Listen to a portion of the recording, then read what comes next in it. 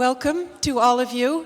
Hard to believe that we have already arrived at the final session of this very, very intensive week.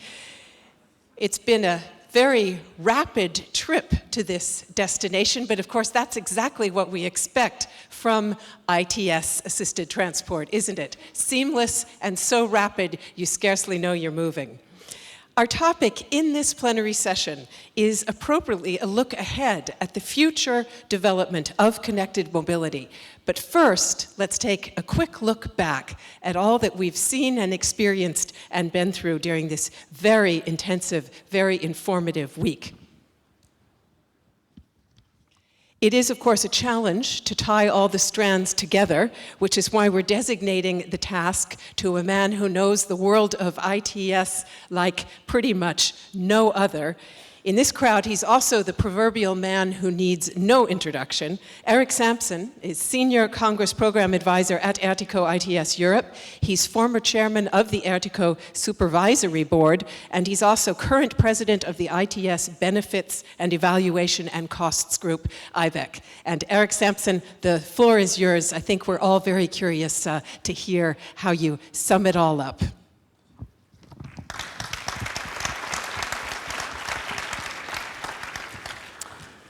Thank you, Melinda. I can't condense 5.5 days into 15 minutes. So, thinking of local hospitality, I'm going to give you an amuse-bouche, a flavour of the main meal, which is the detailed Congress report we issue at the turn of the month. The first Congress in 1994 in Paris discussed research and what might be possible one day. Well, one day is today. We have a robust ITS market, where high-quality products and services provide what users want. You could see them in the exhibition, you could try them at the demonstrations. Experimenting has been replaced by testing and certification. What might be possible one day has arrived. Asset management has been replaced by service provision. Bordeaux may well be remembered as the Consumers' Congress. We organized around 7 different threads of activity, so a brief look at each one. Space is a new Congress topic with 15 sessions. We already use positioning, mapping, and timing derived from space signals, but advances in space technology have pushed down costs for this while making available new communications channels. Connectivity solutions for large or sparsely populated areas, and Earth observation data that creates opportunities for new monitoring, analysis, planning, and prediction services. Cooperative ITS, or connected systems, was hugely popular in Tokyo and Detroit, and as we expected, it has been one of our strongest topics.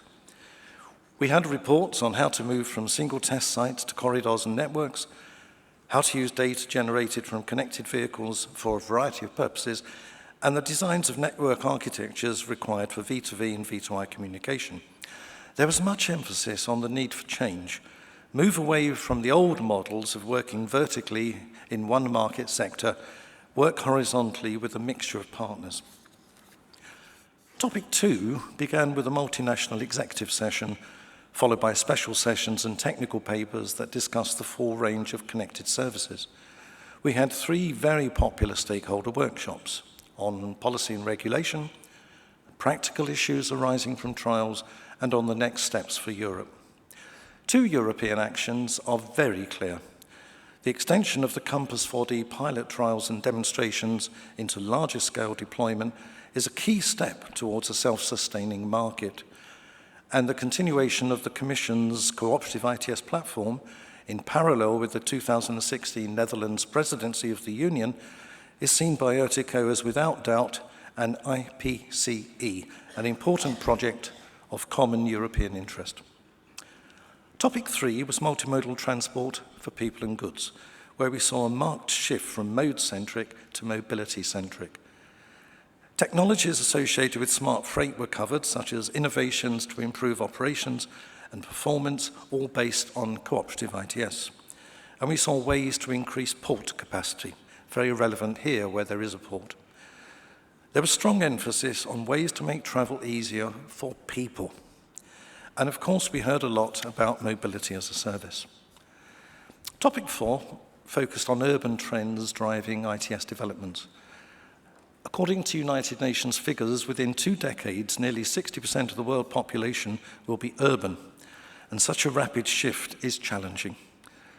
Urban areas are already responsible for 70% of greenhouse gases and consume 75% of the world's resources. For cities to succeed, they will have to address these issues by balancing demand for and supply of transport, energy, water, ICT, waste management, healthcare, food, housing. Commissioner Bulc reminded of this very strongly in her opening address. And the different sessions and a very lively stakeholder workshop looked at key topics such as how city and industry collaboration can deliver and how new transport concepts can make cities more attractive. But progress overall has been slow. Nearly all the necessary tools and techniques exist, but it's proved to be difficult to integrate transport, energy, and other themes. We'll be returning to this next June, as it's the core theme for the European Congress in Glasgow. Topic 5, Solutions for Sustainable Mobility, had perhaps the widest spread of any of our topics. It covered traffic management and with a focus on safety, environmental impact, eco-driving, electromobility, ITS for management of major events. But nevertheless, even with that span, there were gaps. We had little on road pricing and on the social dimensions of sustainability, such as equity, charging, accessibility, health, quality of life. What we did see was a strong focus on ITS protecting vulnerable road users and supporting older drivers, and unprecedented sessions on solutions for developing economies, with case studies from Africa, Nigeria, Indonesia, Latin America, Egypt. Topic 6 was automation, exceedingly popular, and it accounted for many of the demonstrations. Highly automated driving, even driverless vehicles, is a deployment target for many players in the automotive industry and beyond.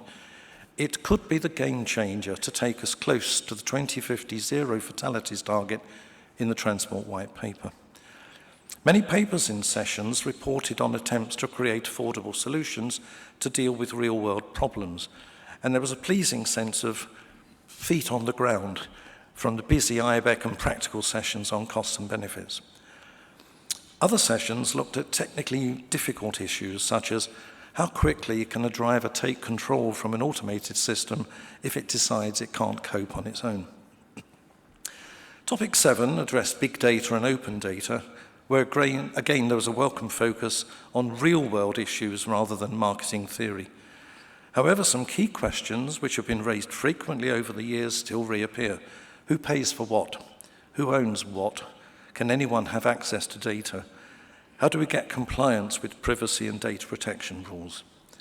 How do we deal with personal and societal security? On the last point, the markets have shown that consumers are willing to share personal data from their social media if it is done under defined conditions and in return for a clear demonstration of personal benefit. We had unexpectedly few papers covering data issues for vulnerable road users, such as cyclists, pedestrians. But on the other hand, there was distinct movement towards the use of big data to support administrations and the replacement of traditional sensors by new sources. This is a very big research area, but we're still struggling to cope with delivering quality and robustness and reliability. And we are still short of assessments of the cost benefit of digital as opposed to physical infrastructure. Now, I mentioned mobility as a service. This is a key concept. It's a major step towards full seamless transport. It envisages a world where we don't necessarily own vehicles, 2 wheels, 4 wheels, and we don't necessarily have monthly or yearly contracts with public service providers. Instead, we purchase a commodity called mobility, as and when we need it, depending on our location, time budgets, money budgets. It's the same point about provision rather than asset ownership. And the announcement by ERTICO of the European Mobility as a Service Alliance, involving national governments, key cities, major industry stakeholders, establishes a strong platform for development. Has everything this week gone as expected? No, of course not. We certainly didn't plan the power outage. It came as a present from the football stadium. There are other surprises.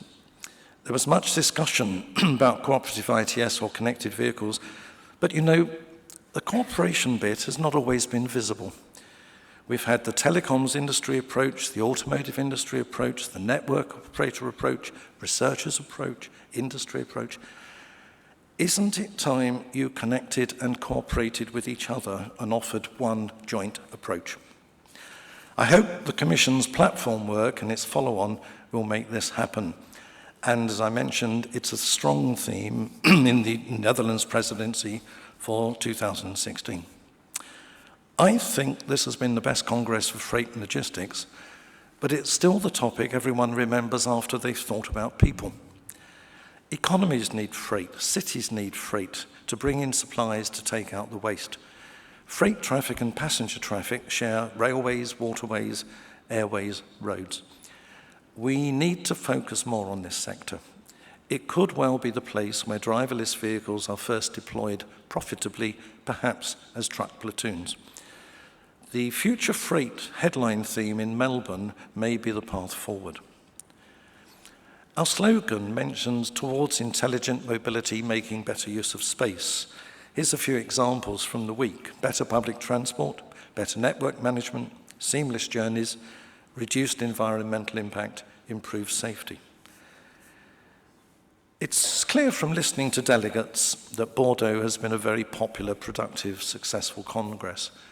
Now, if you wonder where your time went, 25 high-level policy sessions, 85 special interest sessions, 125 sessions dealing with technical or scientific papers, 18 sessions looking at project achievements, 7 stakeholder workshops, 3 general public sessions, 8 national ITS corner sessions. If you were short of sleep, that's why. The vast exhibition showed the products of more than 400 companies, some very large and global, others tiny startups. And regarding the smaller businesses and the startups, I wonder if there's a case for a sort of technology dating agency, an organization to connect the specialist providers with potential users and vice versa. And a marvelous range of demonstrations. We hosted nearly 40 associated events, people using the convergence of their professional colleagues on a congress to organize simultaneous meetings or workshops. Now, I know that finance departments look at congresses and ask delegates if they really have to come to such a big meeting rather than a short one. Let me remind you of something that happened in 1953, the publication by Watson and Crick, on my birthday, of the structure of DNA. And you're thinking, what's that got to do with ITS congresses? Let me explain. Watson was a biologist, Crick was a physicist.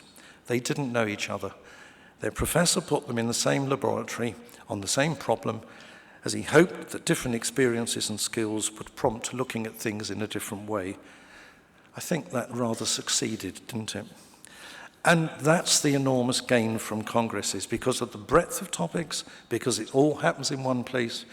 You can hear from, you can talk to speakers you do not normally meet on topics you do not normally encounter.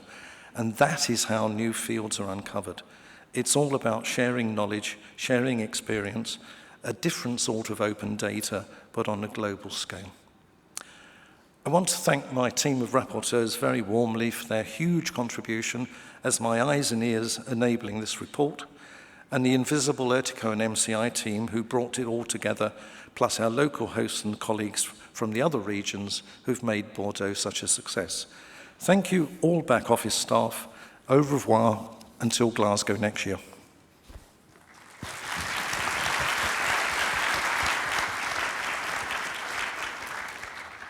Many thanks to you, Eric Sampson. That multiple lanyard look is certainly very chic. I think you will be starting a new fashion for Glasgow with all the red banners.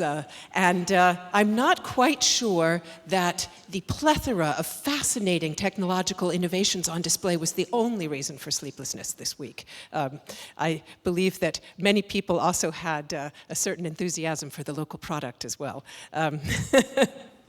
As we've heard again and again throughout this World Congress, ladies and gentlemen, the widespread and enthusiastic adoption, both of the smartphone and of wireless networks, has really transformed personal connectivity in ways that we could scarcely have imagined just a few years ago. In the transport sector, as we know and as we've seen here all week long, that translates into major gains for both people and the planet. And the emphasis, as Eric just reminded us, during this week has very much been on people. It was a very much consumer, user-oriented World Congress. And the fact is that while users are enthusiastic about a lot of these innovations, they also have questions about data security and privacy, for example, about security of systems, and of course about practicability, about what's known as the user experience. That's why, as we move from personal connectivity toward connected mobility, toward mobility as a service, it's going to be crucial that we see not only technological innovation, big data, for example, cloud technologies, but also that we do keep in mind that user experience and the necessity for user acceptance to really bring this to the next level.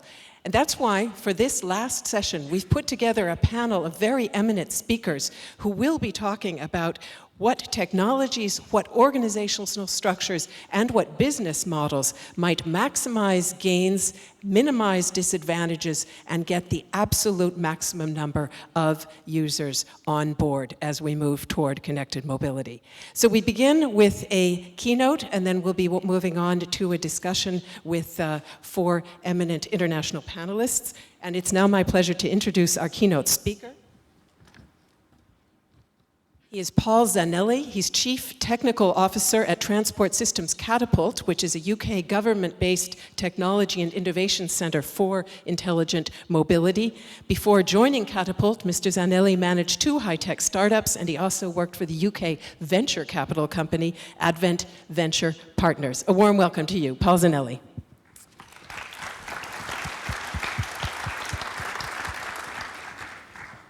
Thank you very much, Melinda. I'm delighted to be introducing this closing plenary session titled From Personal Connectivity to Connected Mobility. And I'd like to join Eric in firstly thanking everyone who organised the event, which has been fantastic in this beautiful city of Bordeaux. I mean, the fact they could even organise the weather to be so beautiful as well was amazing. But I think today they went a little bit too far. To actually reupholster all of the auditorium to match the Catapult branding was just a little bit too much, but thank you. So, I'm going to start with a very brief introduction to the Catapult programme, because it's a very new and significant intervention in the UK innovation landscape. In 2006, the government asked Herman Hauser, a prominent venture capitalist in the UK, to try and understand why the UK was so good at science, but we were failing compared to our peers to exploit that scientific advantage to create industry strength. And he looked at around the world, looked at the Fraunhofers in Germany, TNO in Holland, and determined that we needed to do something similar in the UK. And from that was born the Catapult programme. And for each Catapult, there were 4 criteria. There had to be a global market worth billions of pounds. The UK had to be able to demonstrate that it could be a technical leader in the space, and that we could create a defensible technology position, and that we could anchor a significant part of the value chain in the UK. So the Catapult programme has now grown to 10 catapults across 16 sites, and it represents an investment of approximately £1.4 billion, so quite a significant intervention. So when I was asked to do this talk on From Personal Connectivity to Connected Mobility, I thought I'd start by looking at my journey of connectivity. So I went right back to when I was 16. I was in college, and I had a part-time job selling the Technophone pocket phone. It was the first phone that could fit in your pocket. It was at a time when people were still going around with the big bricks. And actually, one thing I remembered from that time is it didn't actually work very well. You couldn't really use it in many places, but even at that point, it was a status symbol, and it was being sold to the young, upwardly mobile professionals, or yuppies. I couldn't afford one, I know that. The next one that really came home to me was the Nokia 6310, regarded as a game changer. Some of you might remember it. I had the one with the gold front. The battery lasted for 5 days. It was great. And I could connect it up to my PDA, my compact iPad, and I got emails when I was out and about. It was all a bit slow, but it was the first time I remember having data on the go. I then thought the next point to transition for me was when I got a BlackBerry, and that was the first time when it was data and was all fully integrated into the phone. It was seamless. That flashing red light telling me I got a new mail, and I suddenly realized the pain of having email all the time.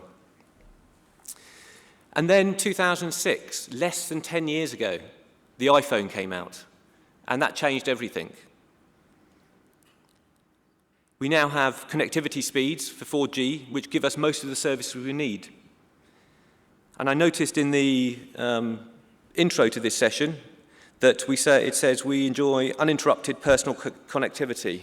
I'm not sure that's quite true yet. I know in the UK, on our transport network, we're not quite there, but I know that we're striving to get to that point where we do have truly connected connectivity across the transport network.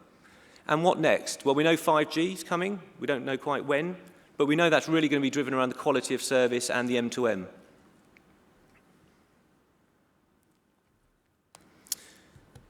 So what is the opportunity? That was what I was asked to consider. Now, I know all of you are experts in this whole area, so I'm not going to try and repeat what you all know. But I've been speaking to a lot of chief executives and people who run cities in the UK. And what they're telling me is when they go to their transport planning department, they're told that so in Milton Keynes, where we are based, if we take every single transport intervention, every road widening, every new intelligent transport system, if we could afford to do all these things, we could probably get 25% increase in capacity, and we need 60%. So there's now a real gulf. So the opportunity, as we all know, is that, and we can see that there's a real opportunity to do things in a different way. I think it's quite obvious to all now, when you go through a city, there is a way of getting more capacity if we do it in a more joined-up way. And Eric talked about, and I'll come on to mobility as a service and moving to the shared economy and away from car ownership. In this vision of the future, we can't keep having people owning cars, taking up all of the space, being used 5% of the time. But actually it changes everything. It's energy as well, electric vehicles. So, great. So we can see this vision of the future. Why don't we just get on and do it? So the opportunity is obvious. And then it's the challenges. So for me, when I'm talking to people, the biggest challenge is the transition from today to this vision of the future.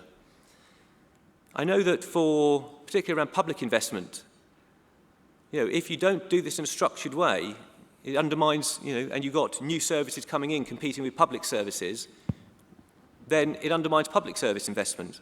So how do we do this in a structured way? I was really pleased to see the announcement of the Mobility as a Service Alliance, led very much by ITS Finland and Sampo. And other challenges are, as we get to this more connected and integrated system, there are risks around security. There are risks around fallover. If we don't build resilience into the system, then a more efficient system is going to be a more connected system, is going to be a more temperamental system. We've got to build that in from the start. And then I come on to this ongoing discussion and issue around data and data privacy. If we're going to do this, I think we need to move this debate on. We know the issues. We've talked about them. I moderated a panel yesterday, and we've talked about data and the issues about data. But how do we move this debate forward? I know that no one here, or apart from people who are researching data, have probably read the 57 pages of terms and conditions for iTunes or Apple. It just doesn't, it's not possible. But equally, I don't want to be asked every single time someone wants to use a piece of my data. At the moment, we've introduced the law around cookies on websites. So every time I load a website, I get this little box that comes up. I have to click something. Do I read it? Does it make me safer? No, it's probably just damaged my customer experience. So this is an area I think we need to really look at. And there's a lot of work going on around artificial intelligence at the moment. And I think that's the area that we need to start looking at. I expect my children to grow up with agents in the system that act on their behalf, that learn what they're willing to do with their data. And so over time, they have to be asked less. And that we get on to the point of actually regulating the use of data and the algorithms that use data and the intelligent systems that use data, not focus so much on the data. I think we have a lot of the systems in place to manage data, although it is a very costly exercise.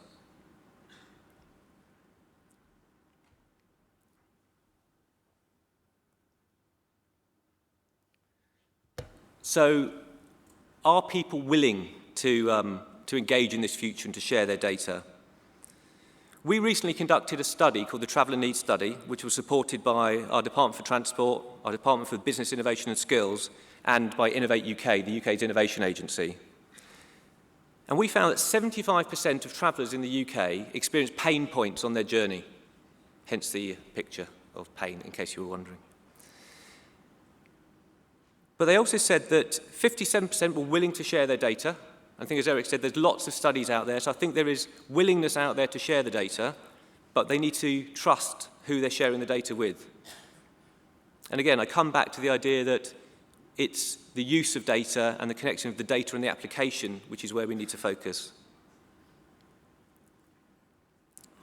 We will be launching the Traveller Needs Study on the 13th of October in Milton Keynes, and there's lots more information. There was 1,000 interviews and 100 expert interviews in that, and some other great data has come out of it that we can make available. So I'm going to leave it there, but I'd just like to say we've opened a great debate this week, and we're very keen to continue with that debate, and we've launched the IM Exchange this week, which is a forum to allow professionals interested in intelligent mobility to discuss and debate ideas. And we encourage you to join up. And I'll leave it there. Thank you very much.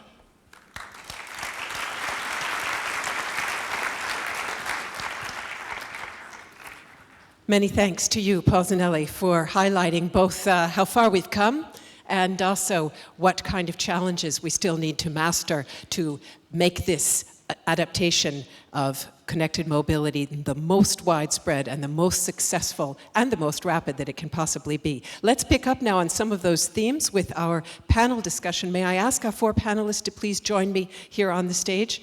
So Mr. Stančič, Madame Ville, and Adam Game.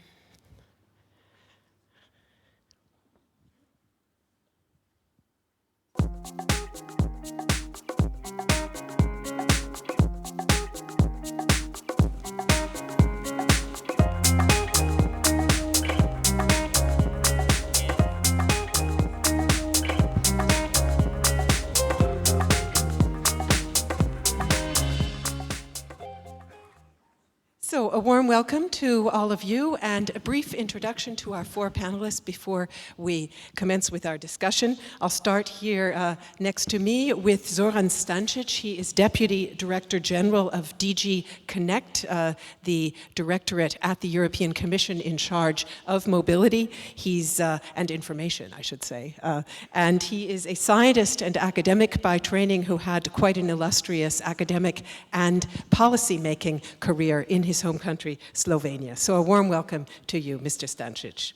And next to him is Madame Frédérique Ville. She is Director General at iDVROOM, which is the vehicle sharing platform of the French rail operator SNCF. She's been with SNCF since 2012 as Director of Innovation at SNCF Voyages, and she previously worked for a number of years with the Orange Group. Warm welcome. So great that you could join us. And also at quite short notice, she is filling in for a panelist who unfortunately couldn't be here, so we're very grateful grateful that you were able to make that possible for us, as I say, at very short notice. Next to her is Cordell Schachter. He's Chief Technology Officer of the New York City Department of Transportation. He too is filling in at quite short notice. Again, very grateful that you could do that, Cordell Schachter. He has 20 years of experience in government and private sector technology management, and he is a board member of the ITS Society of the US. Welcome to you. And finally, bringing up our panel there at the other side from me is Adam Game. He is CEO of the Australia-based company Intelematics. He helped facilitate the introduction of vehicle navigation in the Australian market, and he is the representative from ITS Australia on the Coordination Committee for Australia's Global Navigation Satellite System. So Adam Game, a very warm welcome to you as well. I'd like to start out with you, Mr. Stančič, and get the Commission's view. I took a look at the DG Connect mission statement before coming here. It says that it wants to put the user at the center of all of its actions, and it has very ambitious plans for an ITS rollout. So perhaps you can tell us, first of all, a bit more about what DG Connect is doing to make connected mobility a reality. Thank you very much, Melinda. So it's my pleasure and honor to participate at this distinguished panel. European Commission as a public authority is very active in this domain, but essentially what we try to do is focus on three distinctive issues. So first one, together with other services, we work on funding specific activities in the domain of the ITS. Most notably, for example, it's important that we work as co-funder in, for example, deploying specific support for ITS. Look at, for example, recently adopted Juncker package with 315 billion euros made available for public investments in different kind of infrastructure, ranging from the road, highway infrastructure, and of course broadband. What we want to achieve is actually that these dimensions of the ITS will be part of the planning for use of that money.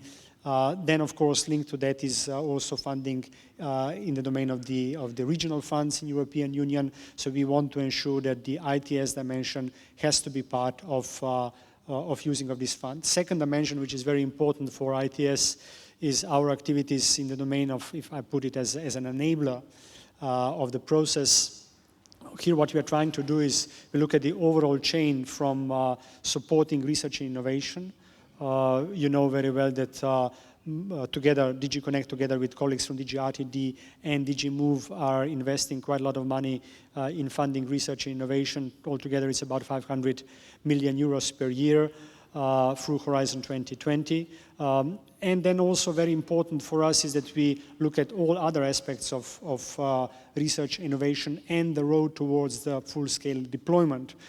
For us here, it's very important to look at, for example, specific issues like bringing different stakeholders together. Just a couple of weeks ago, Commissioner Oettinger, my policy master, had a specific workshop on with the industry roundtable with industrialists who are working in this domain.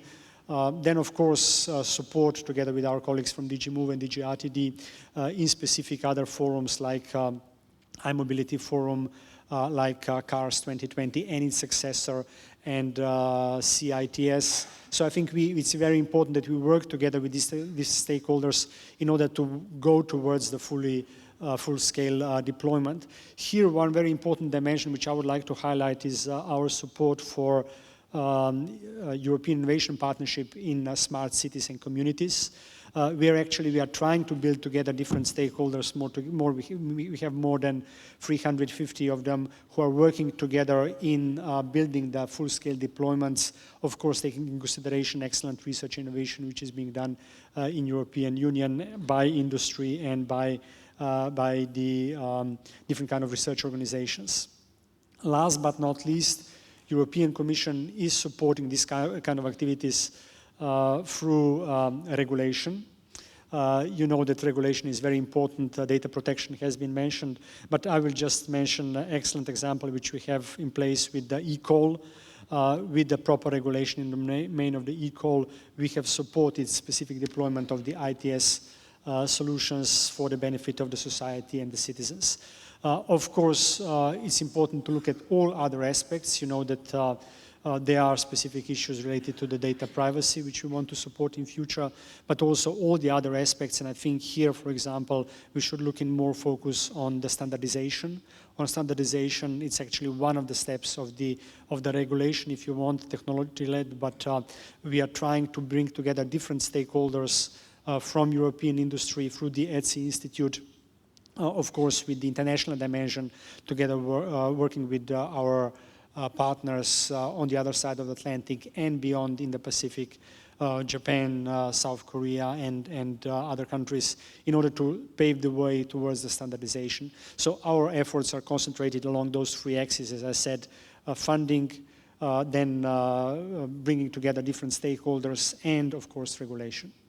Thank you very much for that overview on DG Connect's initiatives in this area. Let me move on to the panelist next to you, to Madame Ville. And as we heard in the keynote, and most of us know from firsthand experience, travelers increasingly want and expect seamless journeys. They want to decrease those pain moments that Paul Zanelli showed us in his presentation.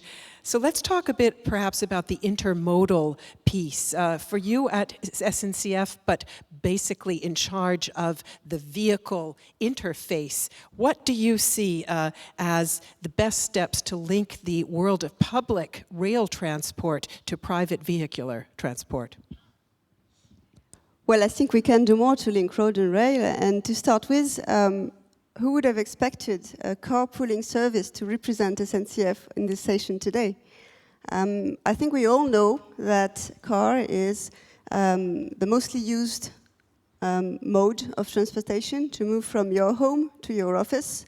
And this is why 80% of local mobility is still car mobility.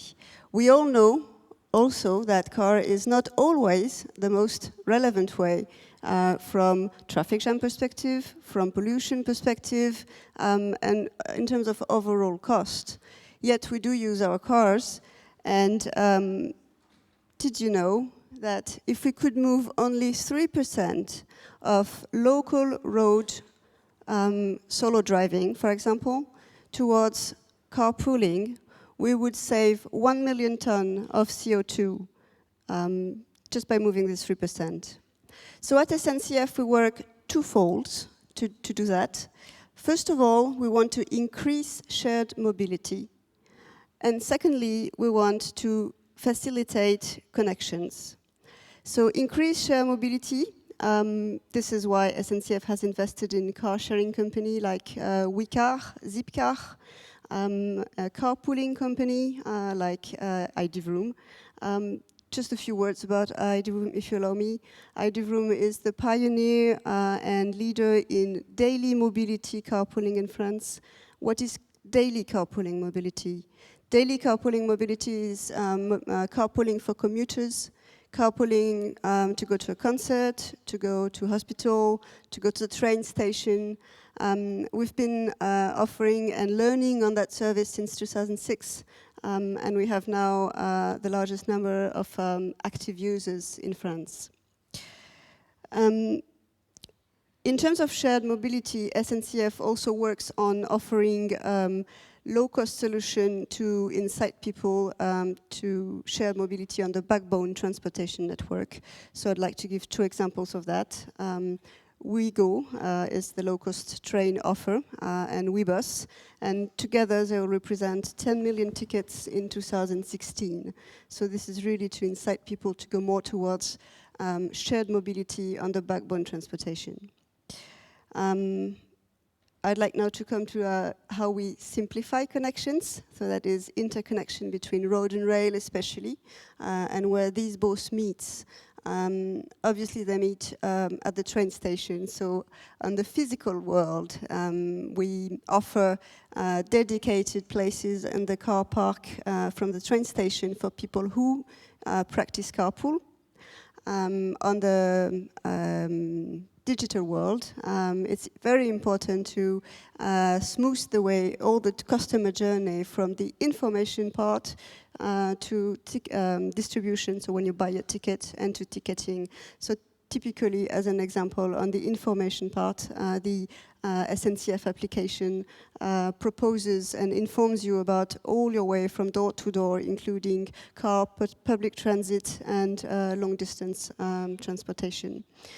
I think road and rail also come together when it comes to new digital features that will help increase liability, like with Internet of Things and sensors and things like that. And this is typically things that SNCF works on. So all in all, the experimentations that we've done and the actions that we've taken have proven that we can bring efficiency in bringing together road and rail and smoothing these interconnections. And think by bringing this to scaling to the country level or to the world level, we can have a long-term and real positive impact, environmental, people, really at the global scale. And by working on that daily mobility and having that impact, I think this is what I'm fond of when working with iDVROOM and SNCF. Thank you very much, Madame Ville. Let me now go on to Mr. Schachter. As you will have noticed, we have a panel with two policymakers and/or policy implementers and two private sector representatives. So I'll be curious at the end, but perhaps I'll give you a slight warning now. I think it would be interesting to hear from our two private sector representatives at the end what you need from policymakers to make this move faster, better, and more effectively. But now let me go to Mr. Schachter and ask you, as the person responsible for transport technology for one of the world's mega cities, one of the world's most important metropolises, what are you doing to ensure that we make that transition to connected mobility as quickly and effectively as possible in a city of your size and density? Well, thank you very much. At New York City's Department of Transportation, we're focused on making public information available to the public on mobile devices through connectivity services. We use as a lens of sorts accessibility in all its different aspects. First, just making sure that information is available to everyone. And we are creating our own application development teams of career civil servants, but also students who begin working with us when they're in undergraduate school and graduate school and move on to become, if they're good enough for us, full-time developers, and with particular interest in people who are geographers and who also want to be app developers for this new app economy. We have used exclusively a mobile-first technology where we're programming for the computers that are really the personal computers, the ones that are in everyone's hands or their pockets, the ones they take with them. This is the real personal computer revolution. So we make sure all of our applications work first and best on these devices. We have started with an application that helped us during a very severe storm in 2012 and allowed us to report and track the damages, and then allowed our executives to lobby for funding using pictures and diagrams and maps of those damages on iPads. They did not have to go around the halls of the legislature with reams of paper as they had in the past. We reused that code base, and we created an application that provides public transit information, trains, buses, even shared bikes, all on a smartphone, using the GIS service on the smartphone to find the person, that would then show you the various transit options and when the different options would arrive so that person could make the best decision. We've now grown it to support our Vision Zero initiative to eliminate traffic fatalities and serious injuries by showing people, frankly, just how dangerous the roads can be. In New York City, about 300 people a year perish due to traffic crashes. And important to note, we don't call them accidents anymore because we see them as preventable. We see them as crashes and engineering and public challenges, both to obey the rules of the road and on the engineering side to change those roads so that if crashes occur, they're more survivable with less serious injuries. So we show the locations going back to 2009, where you can see, perhaps in the neighborhood where you work or you live, what the environment really is. We then show you what we're doing to change those roads. So you'll see traffic projects in progress and ones that are planned that are meant to ameliorate the condition that created that serious injury or fatality. And finally, on that app, we show you the various other methods of public outreach that we've done to schools, to senior centers, with community leaders to promote this message. We lowered the speed limit to make traffic crashes more survivable. The speed of the vehicle is the key ingredient in survivability. However, it's not enough. Everyone has to understand their role in it. And then to go back to the transit app for a second, the work that we're doing now is to make it accessible to people with disabilities. We're creating high contrast maps that will be available for the 80% of people who have vision disabilities who are not blind but have some vision. We're creating a specialized transit routing and transit accommodation feature of our iRide NYC app, so that if you have a particular disability, you can see before you start if the elevators and escalators are working, and what stations, if you enter the system, and then what stations you can use to exit the system, because an out-of-service elevator could literally trap you on the system without a place to get out near your destination. And finally, we're using these applications in New York City's entire One NYC Open Data initiative, where by 2018, a vast amount of New York City's data has to be open and available to the public and developers and researchers. We're already getting ideas back on how we can provide services better, both in transportation and in other fields.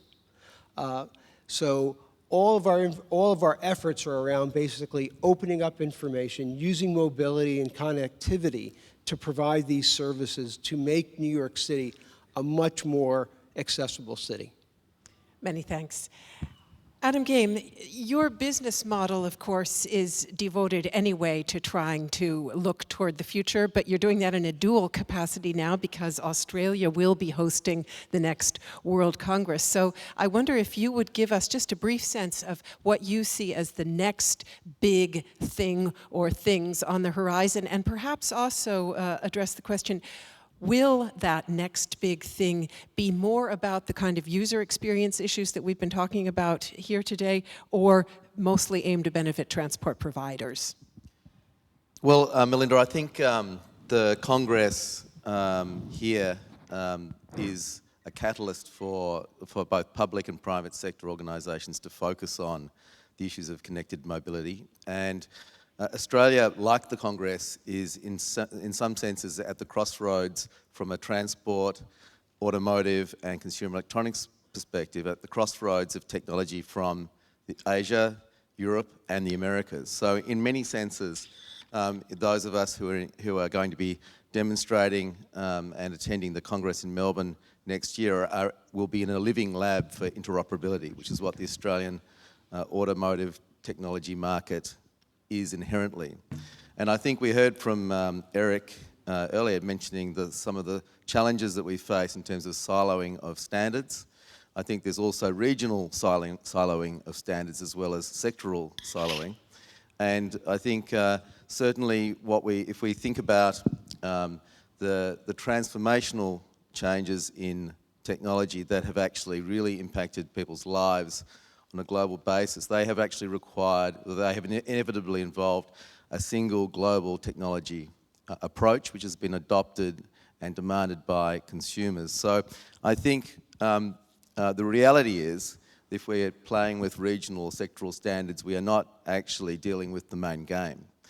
And the main game, to come to your next question, is an interesting thought. I think there's no doubt that the consumer is ultimately the beneficiary. But you asked, will it be the operator or the consumer? I think the interesting question there relates to transformational change is disruptive, and so the organisations in this room, many of whom have been working in this sector for many years, pioneering it. Early entrants to markets rarely survive the transformation to mass market, and so I think we've seen in Paris as a flashpoint for the sharing economy, illustrating the pain of change that the sharing economy can drive. I'm talking about the Uber situation, and that's probably just the tip of the iceberg of exciting transformational change that I think is ahead of us all. Thank you very much.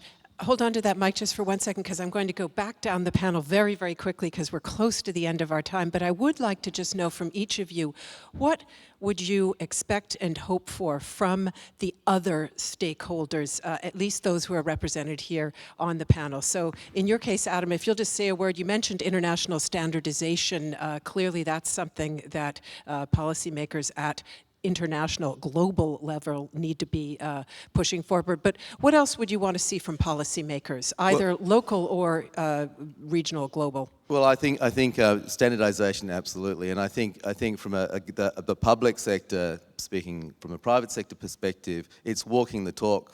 And so I think we know about open access to data. We know that open access is not necessarily open access, and the interchange of data, mission-critical data live in real time between systems is very hard to achieve, but it is absolutely vital to mass market benefit from ITS. Thanks very much, and I'll go right on to Cordell Schachter. Open data is not always open data. Would you like to speak to that point, but also tell us what you expect from business? Sure, and it really involves being more open and agreeing to use standards and communicate according to standards. At one point in time, a PDF was a great way to give information away because it was something that wasn't costly to purchase in terms of the reader. It was given away free. It worked on just about any device available when it was invented. But now it's too limiting, and the developers and researchers and the general public really want data in its native form, so that they can use it for additional work. And what we need is open collaboration, open standards, and instead of multiple companies or governments, constantly reinventing or working on the same project, for collaboration to occur so that we can build on each other's work, much as we do in the open source software we use for a lot of the applications I mentioned. Part of that mobile first strategy for us is HTML5. Which is an open framework for application development that runs on any device. So you don't compete at the device level as a service provider, you compete at giving your information away and compete with yourself to improve your level of service. And I believe there's various aspects of intelligent transportation and that the technology around it that could benefit from following a similar path has been followed with the open source software movement. Thank you very much. Madame Ville? Well, from the industry actors, what I'd like to say is let's work together towards more standards. Coming back from the telecom industry, I saw that SMS text messages took up when there was a unique standard used by everybody. Here, if we think about ticketing, whether it be mobile ticketing or NFC ticketing, let's work toward the standards where you can have a ticket anywhere in the world with the same standard. My second wish would be speaking with the public sector in general, and more specifically on the carpooling and sharing economy. I think we need to think that what drives people to use the sharing economy is mainly their optimization of their own drivers, and their drivers are cost. So why do they share a lift? They carpool when they commute because they can they can save up to 2,000 euros per year if they go together in the same car to work. So this is a local optimization. But on the global optimization, it would also be very useful to go towards more sharing on, for example, the public space, like shared lanes, shared places in car parks and things like that. And that would definitely help bring together the local optimization and the global optimization. Thank you very much. And finally, back to you to tell us what you would like to see from business in terms of stakeholder cooperation that perhaps can move your agenda forward. Thank you very much, Melinda. If you allow me, I'd just like to broaden stakeholder from business but also to citizens, because I think for us, European Commission is strong believer in transparent and better policy making. So my key expectation would be, let's make better policy together. So what do I mean by that? I think for us it's very important that we hear very clearly which are the concerns, which legitimate concerns of the citizens of business on specific issues. We know that on some domains we will get very vocal ideas and views from citizens. Data privacy, and so on, security. And then on some issues we are getting just fragmented views from industry. There's nothing wrong in that, but we are launching under the digital single market process a number of consultations now, and a lot of them will be very well accepted by the general public. But for example, will we have a better view, more vocal view of industry or citizens on the telecom regulation? And telecom regulation means in future, for example, looking at spectrum. And we know that spectrum is a resource which is of very big importance for the ITS. Without proper real European management of spectrum, I don't know if we can really make it happen. So what I would like to use this opportunity is actually invite all the stakeholders, citizens, but most notably in those specific domains also business, to give us your clear views on the digital single market consultations, which we are just launching, and we will be doing the process now in next year and a half, on key issues which you would like us, European Commission, to write, to prepare a proper regulation which will be addressing the ITS issues and which will also be fit for purpose for the future. Perhaps also one very last, very brief word on an issue that I think will have concerned many citizens and also, of course, much of industry when it became public this week. Stalled safe harbor talks. I'm sure you want to keep this answer very brief, but can you just say a word about where we go from here? Well, safe harbor, it's a big issue now in this week. I think for us, it's clear that the data protection and protection of the privacy and security for citizens through the safe harbor decision of the European Court of Justice is actually more important, even more important. So I think through that, it's not that now the data privacy and security of the citizens of the European Union is weakened. On the contrary, with the ruling of the European Court of Justice, it became even more important. Now, of course, it will be important to see how we can help the industry address the issues of their current business models in the right way, in such a way that the new technologies which exist will be able to contribute to the competitiveness of European industry, but not on the expense of addressing the data privacy issues of the citizens. Thank you very much. Many thanks to all of you for being with us here and for this very interesting discussion.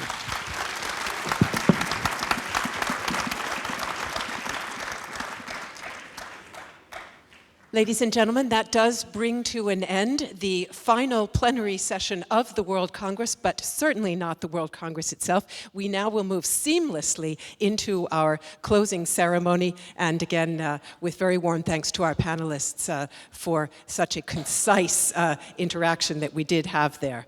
So, I said it earlier, as we began that plenary, how quickly this very intensive week did pass. But the great thing is we don't have to be too melancholic, but because after the Congress is before the Congress, and we will be able to remind ourselves a little bit later with our passing of the Globe ceremony that before we know it, we will all be meeting for a reunion in Melbourne, Australia.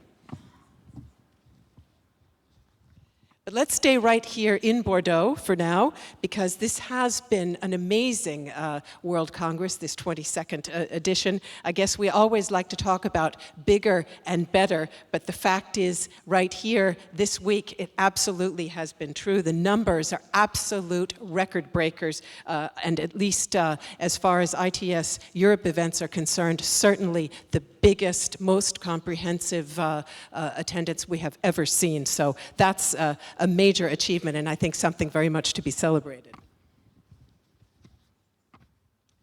And of course, it's for a very clear reason. ITS systems and services are now in use in millions of applications, and their benefits are becoming increasingly clear to those beyond that original true believer community that drove the transition from dream to deployment. The global connectivity revolution absolutely has begun, and it is transforming the way we live. And now, to open our closing session, as it were, let us hear from a few of those who are helping to drive that transformation. And we begin with EU Commission Acting Deputy Director General and Director at DG Move, Mr. Fotis Karamitsos. The floor is yours.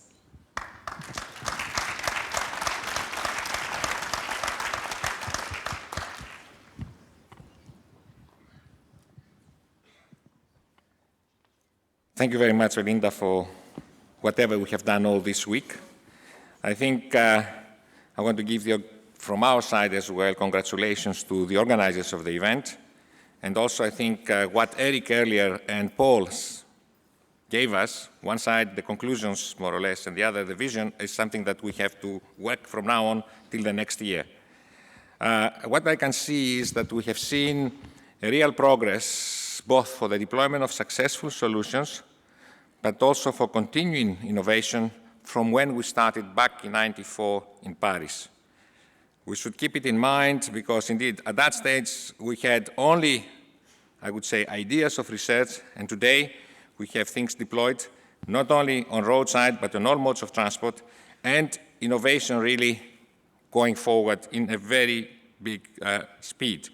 And I take the opportunity as well to thank the organizers for the great idea they had about this competition of young professionals they had. And really, the 4 winning prizes that we gave yesterday, it's a great idea, and I hope this is something I started here in Bordeaux and will continue in the years to come, because it's the new generation, really, the young people, that we have to look at it, because they have the ideas, they have the stamina to do things happen. Now, if I come a little bit to what is happening over the last year, we have seen really the merger of transport and telecoms happening, and really applied in practical solutions. And this we have seen in the exhibition and the other demonstrations around, and we have excellent examples of combined solutions where motorway companies, they came together with telecom operators and the ICT, and you have there outside really things happening now in practice. And I think from that point of view, I would like to share some of the my commissioner's vision of the first day of the opening of the conference on ITS, which is coming from the telecom side and now being responsible for transport, has brought this much more closer together. So I think what it is important here is to see what is happening. She mentioned about the 4 layers, bringing it from the 7 layers that we have on the telecoms, but she have concentrated in 4. So he said, we are seeing now that on an infrastructure being a source of rich data to be used in applications for the transport and beyond. Second, the use of the opportunities we have for transport as we move towards the Internet of Things and the big data we have there. And my colleague Zoran said some things about that. then the ITS data that can be used for a wide range of applications from traffic management to multimodal traffic and travel data. And finally, the applications that can be taken to the next stage and turned into services and complete solutions for the end users, concentrating, as he mentioned as well, and we heard it in the previous presentations this afternoon, on the mobility as a service. Now, we help from the European Commission this to happen, and I think how we do it, I think we work on 4 layers, I would say. The first is on the infrastructure, because indeed in Europe, with the corridor approach we have following now, and the financial support we provide in the networks, on the trans-European networks, and through the Connecting Europe facility, we are seeing these things and innovative solutions being deployed all over Europe, and this will happen, and we saw the 100 million euros that the Commissioner gave to these first selected projects that we had, let's say, following the last call of proposals. And this is not only on the trans-European networks, but also in all main cities that we have involved in this process. The second element is the research and innovation, and on that we have been working very hard on the Horizon 2020. The third, which is very important, is the element of regulation and harmonization. And for your news, I think this is breaking news, of yesterday, the European Court of Justice came up with a decision which we are on the process of analyzing. We have been taken to the court about our directive that we have on ITS, and those that they took us to the court, they lost the case. And this is a breaking decision about data opening and how we can do it, the applications of making, let's say, data available and things coming together. But as I said, it came out on the press. We're analyzing it. Let's see how it is in our favor. So I think this we have to see what actually effects will have in the future. Finally, I think the final element I want to mention is the support we bring together through telecoms, bringing together the telecom operators, the automotive industry, the IT, the administrations in this cooperative ITS platform, and which on that I think will help us as well in the future to come. Now, I want to close and thank you all of you for the work that has been done over the last week, but it is the last year, I would say. And I would take the opportunity to thank two ladies in particular for that. Florence Ghiron, who is the co-chair and host chair of the local committee, and also Nathalie Delettre, who is the adjoint du maire de Bordeaux, because both of these ladies have done a great job to make us all be here today and have a good success of this conference. But I think that I took something from the ERTICO away, but okay, I kidnapped some of the good news, but I think thank you very much, both of you, for what you have done for us. Thank you.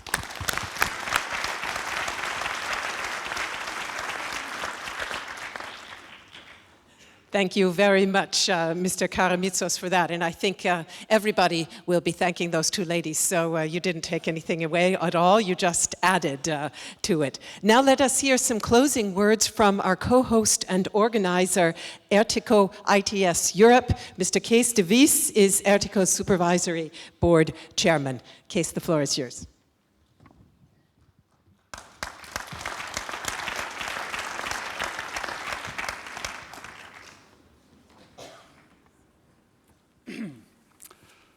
Dear ITS friends, ladies and gentlemen, first of all, thank you very much for all being here after what have been 4 very intensive days at this lively Congress.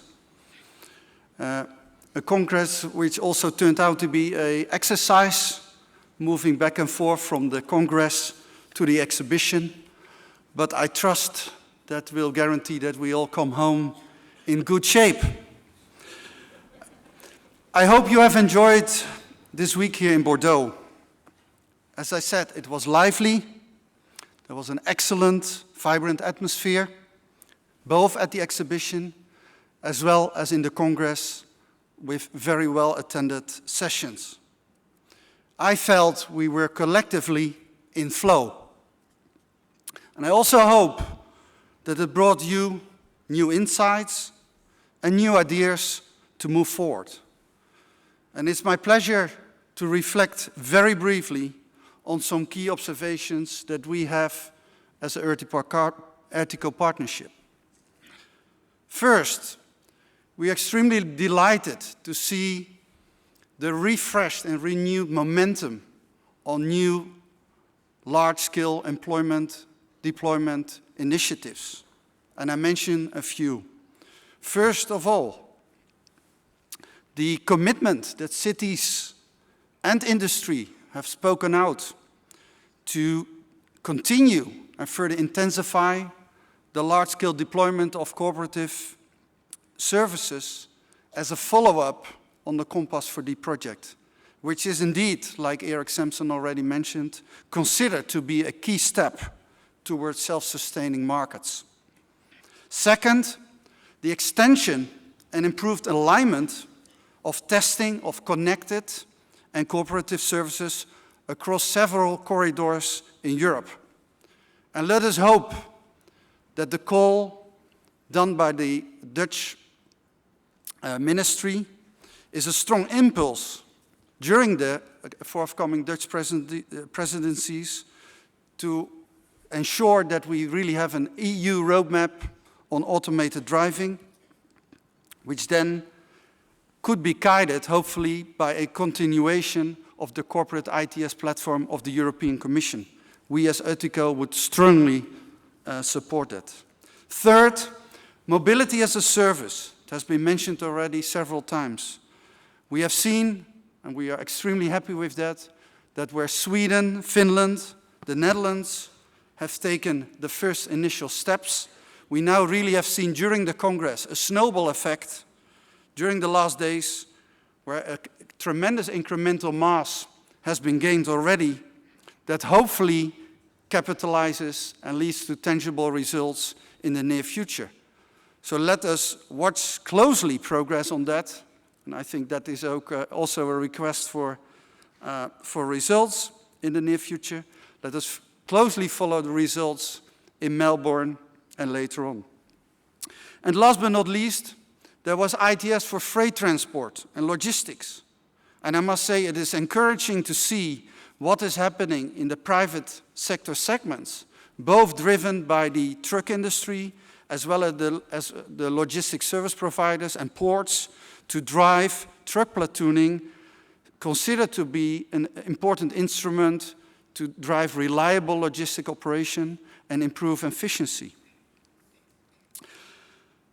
On another topic, on the way to the COP21 in Paris in December, we were happy to see that ITS for climate was picked up by the national ITS organizations.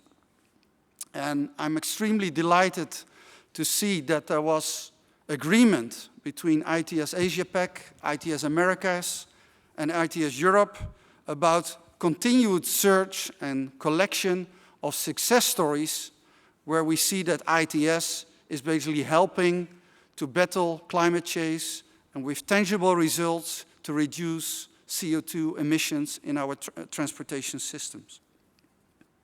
And then, as Fotis Karamitsos already mentioned, it was very refreshing and inspiring to see, and now I'm addressing this side of the hall, I believe, what talented next generation professionals bring into our ITS arena.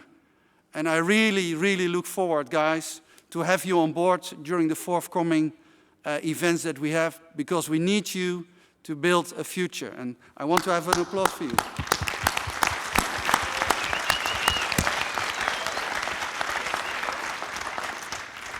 Then we had strong emphasis, in line with what I just said, on training and education.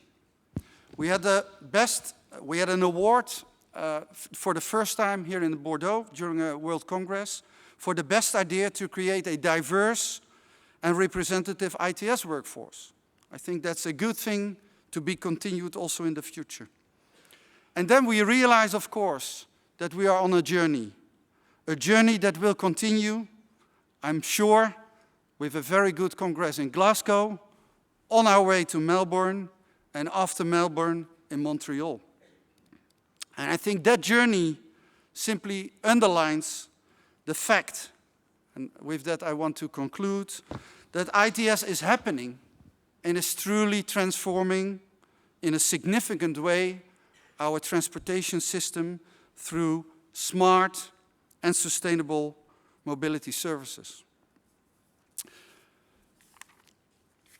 And then I have, in my final words, the pleasure, in line with what Fotis already did a little bit, to thank you all for having been part of this Congress, our Congress, where we experienced exceptional hospitality, we witnessed breathtaking demonstration, and we could log, also as already mentioned, record high numbers of exhibitors as well as Congress participants. And of course, that could not have happened without the energy and dedication of many people involved. And I want to take just 2 minutes of your time to go through that list, and I hope that list has been as complete as we could be. First and foremost, a warm thank you to our hosts here in Bordeaux, to Topos Aquitaine, on behalf of the city of Bordeaux, Bordeaux Metropolis, the Ghiron County Council, and the Aquitaine Regional Council.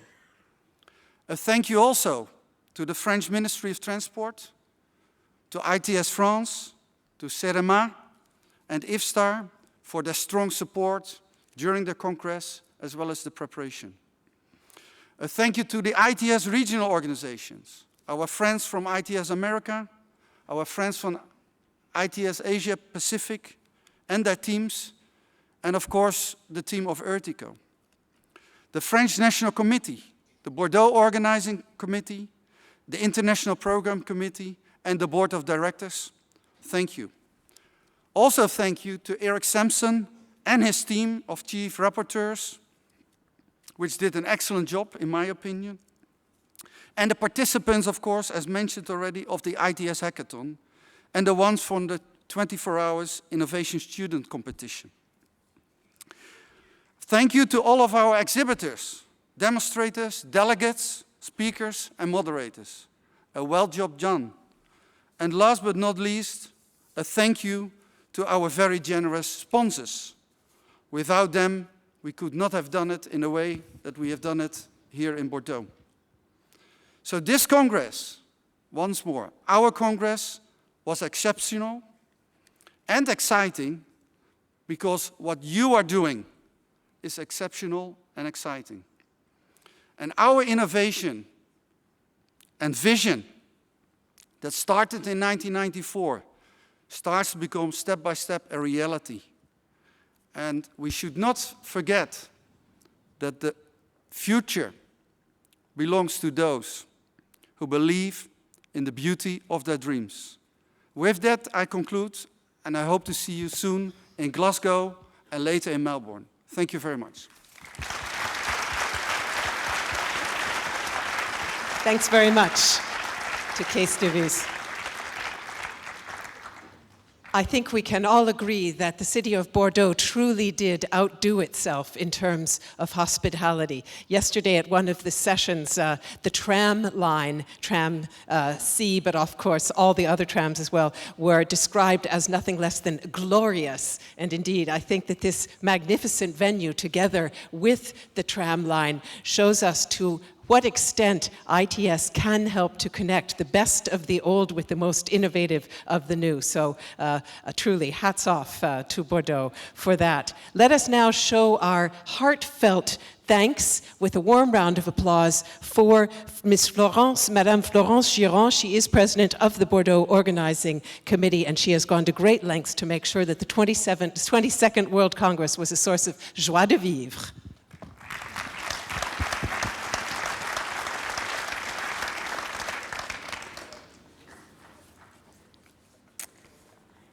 Ladies and gentlemen, dear colleagues, dear friends.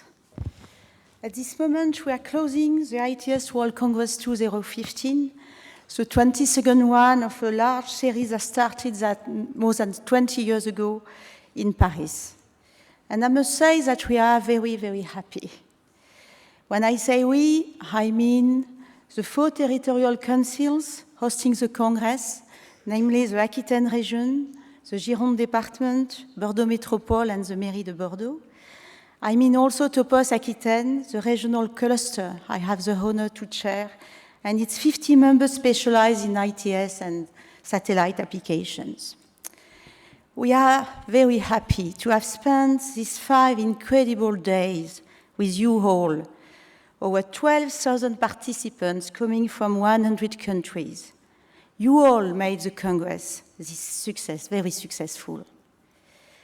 Whoever you are, large industrial groups, small and medium enterprises, territorial users, policymakers, research foundations, whatever your background in the automotive industry, road infrastructure, traffic management, information and communication technologies, transport operators, space specialists, I hope you all enjoyed exchanging about your pioneering works and the benefits ITS bring to our society. And for sure, your enthusiastic participation provided a grand vision of today's ITS and its prospects for tomorrow. Thank you to all. Since we are at the end of this Congress now, we also need to recognize the very large number of people who worked hard to prepare for it. Sorry, I will repeat a little the same names, but I would like them to stand so that we can see them and we can applaud them because they did such a big work. I would like to give a special thanks to the 4 territorial councils, the elected representatives Michel Labardin, Nathalie Delattre, Mathieu Azoir, Anne-Laure Fabre-Nadler, and the supporting people, Éric Montserron, Emmanuel Lacan, Frédéric Laurent, and Emmanuel Ripper-Chollet. I want also to thank the French Ministry of Environment, Sustainable Development and Energy, which strongly supported the ITS for Climate initiative. Jean-François Janin and Louis Fernic particularly. And also I want to thank for the technical support, the CEREMA and IFSTAR, Fabien Couly and Jean-Philippe Méchin, Mena Medli and Noureddine Alfoisi. I could not quote also all those who serve on the National Committee and its 7 working groups behind ATEC ITS France, but I would like to make a special thank to the Mousquetaire, I call him the Mousquetaire, Bernard Basset, the president of the Congress National Committee. Thanks also to the demo coordination team and the support from VDCOM and Aerospace Valley. And of course, also it's time to warmly thank the Topos team for their fantastic job. Roxane, Michel, Gaël, Damien, Lucille, Céline, Valérie, thanks for your constant commitment and strong professionalism at making the best of this event. I want also to thank André Perpé, my predecessor, and of course André Rex, our Congress director. Let's applaud to all of them.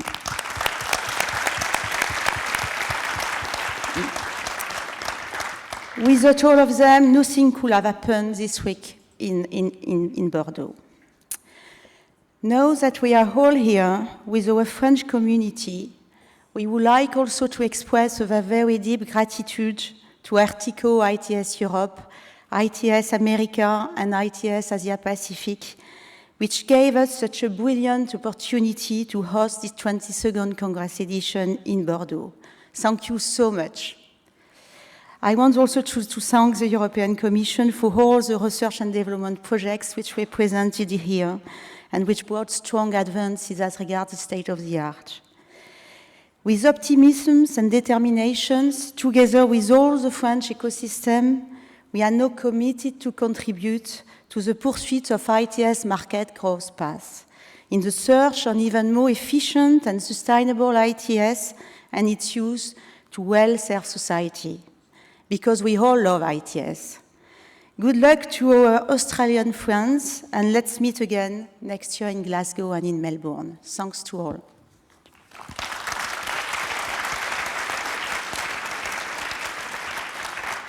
Many thanks to you, Madame Ghiron, and also, of course, to your entire team. So I know that many of us did try to spend a good deal of time during this week trying to get to know Bordeaux, not only, of course, the city, but also the wine. And if, in the course of your research, this project led to a slight blurring of the memories, perhaps, to a running together of the days and evenings, perhaps that is not so entirely surprising. But the great thing is we have something now to jog your memory and help you recall all that you did experience here, at least at the exhibition and the Congress. Let us take a look at a short video looking at the highlights of this past week.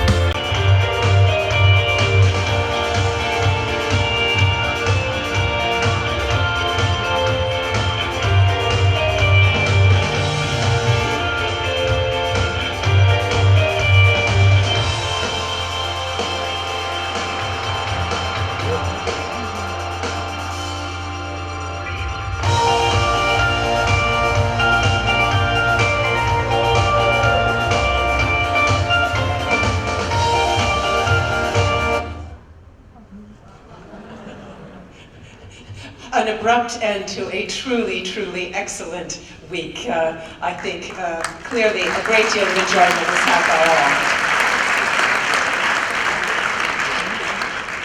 all. And speaking of excellence, we now move on to our awards for Best Paper, and I'd like to ask Eric Sampson, Didier Gautmont, and André Pepe to please come up here to the stage and help me hand out the certificates to the Best Paper winners.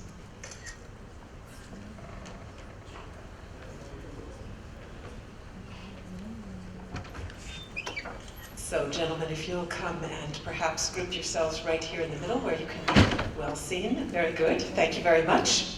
So we have two Best technical papers from Europe, and the reason for that is simply that the judges could not decide between them. The papers were so good, as I understand it. Eric Sampson, is that right? Just nod for me if you would. Yes, that in fact they decided to give the award to 2 winners. And we start with Andreas Larsson from Sweden with a paper on EU ITS 2017, Improving Traffic Signals for Bicyclists in the City of Gothenburg. And I understand that he will not be here, but we have a representative from ITS Sweden here with us, Mr. Krista Karlsson, who will pick up the award. So big congratulations to Mr. Andreas Larsson, and many thanks to you.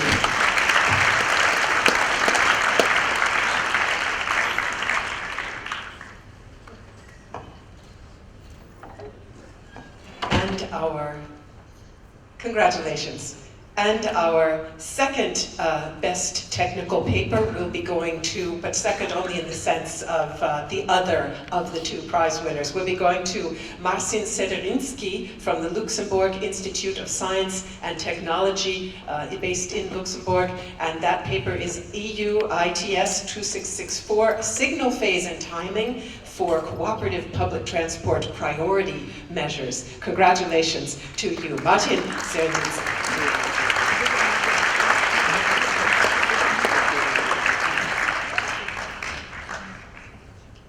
And now we move on to the best scientific paper in the ITS Europe region, and it is going to Zhang Jun Qian from the MNM Mines Paris Tech in France. It's a paper on autonomous driving at intersections, combining theoretical analysis and practical consideration. And as I understand it, he cannot be with us. His award will be sent to him, but perhaps we can clap for him in absentia.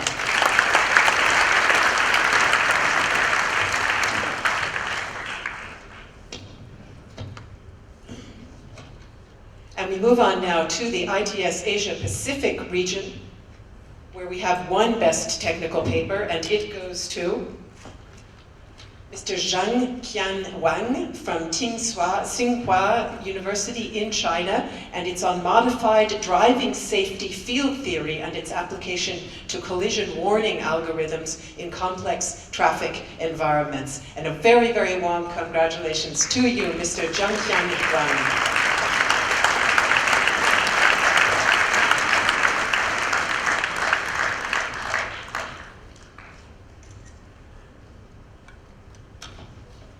And we have a best scientific paper from the Asia-Pacific region for Mr. Shizu Sakakibara from Toshiba Corporation in Japan. And this paper is on the EV charge scheduling for highway EMS. And did I say Mr.? Of course I meant Ms. Very warm congratulations to you, Shizu Sakakibara.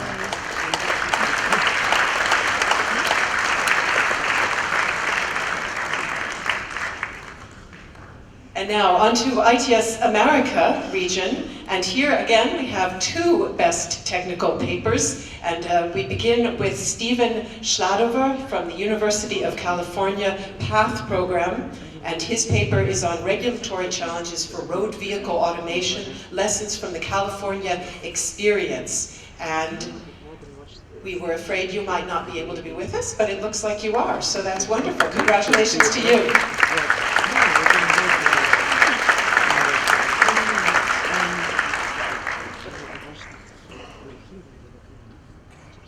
And the second paper in this category, a winner for Best Technical Paper, goes to Sarah Simpson from the United Civil Group in the US, and her paper is on automatically detecting wrong-way drivers in the highway system. Warm congratulations to you, Sarah Simpson.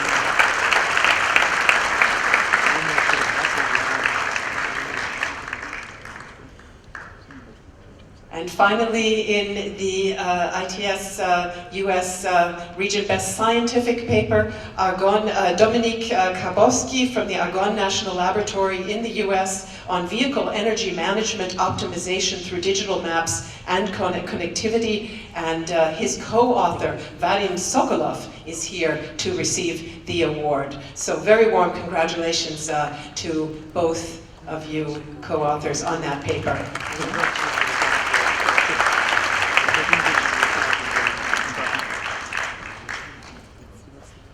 congratulations and many thanks to the award presenters as well.